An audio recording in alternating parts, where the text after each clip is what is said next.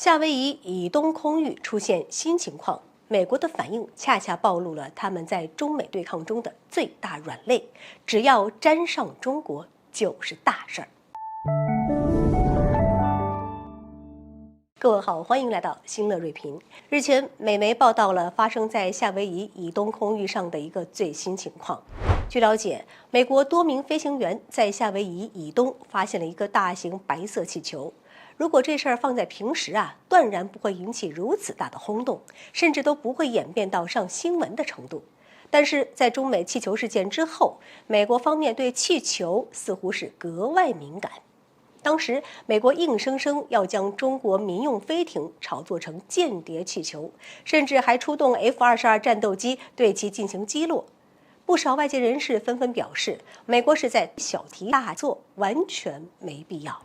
此后，美军大搞气球政治秀，一个接一个地上演高射炮打蚊子的戏码。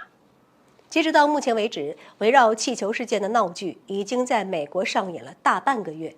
从美媒对夏威夷以东出现最新情况的报道来看，他们仍然没有打算终止这样一场政治作秀。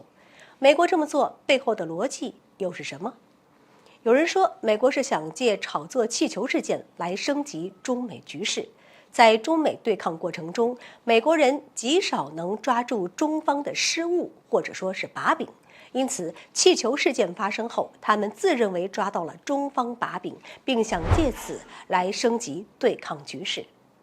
这样的猜想呢，存在一定的道理。但是从美军不明气球反应过度的表现来看，我感受最强烈的不是美国有多想升级中美冲突，而是美国对华战略有多焦虑。这么说吧，如今在美国国内，似乎只要跟中国沾上边的事情，那就是大事儿。在气球事件发生后，联合国也站出来进行了一次科普。用他们的话说，气象气球在全球观测系统中发挥着重大作用。言外之意，美国对不明气球反应过度，他们的做法已经妨碍了全球观测系统的正常观测行为。然而，联合国的出面并没有缓解美国对中美竞争心存的紧张焦虑。结合我们自身情况来看，一个人只有在面临其不能控制的事件或者情景时，才会感到焦虑。也就是说，美国心底里其实已经承认美国无法阻碍中国崛起之势，所以我们才会看到美国在跟中国有关的事情上不分青红皂白，并且歇斯底里。如果他们真有对抗底气，就不会表现得如此慌张。美国出现这一幕其实也十分正常。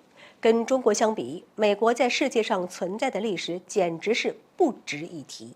而且，美国在近现代看到的中国衰落，其实是中国发展历史上极其罕见的一幕。在过去的大多数的时候，中国都是世界上数一数二的强国。现在的崛起不过是中国回归历史的一种常态。况且，美国的霸权是建立在掠夺强权之上的，总有一天霸权会迎来消亡，美国会承受代价。所以，他们的底气也在随着霸权的一步步衰落而一点点的流失。在对华战略竞争中，美国实际上已经暴露了他们最大的软肋，也即对华战略不自信，或者说他们的对抗底气越来越虚。好了，本期节目就到这里，欢迎各位点赞转发，留下您的精彩评论。